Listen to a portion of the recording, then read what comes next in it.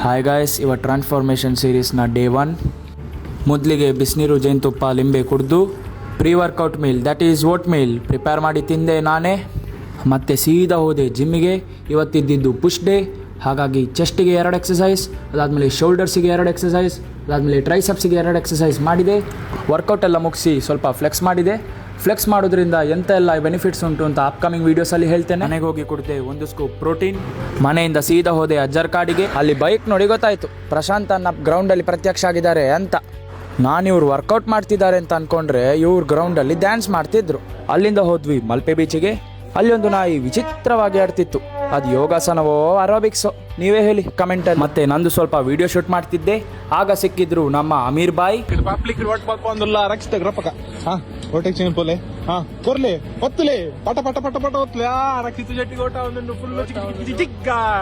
ಮತ್ತೆ ಹೋದೆ ಅಜ್ಜರ್ ಕಾರ್ಡ್ ಜಿಮ್ಮಿಗೆ. ಅಲ್ಲಿ ಹೋಗಿ ಆ್ಯಪ್ಸ್ ವರ್ಕೌಟ್ ಮಾಡಿ ಇವತ್ತಿದ್ದು ನನ್ನ ಫಸ್ಟ್ ವ್ಲಾಗನ್ನು ಮುಗಿಸ್ತಿದ್ದೇನೆ. ಬಾಯ್ ಬಾಯ್.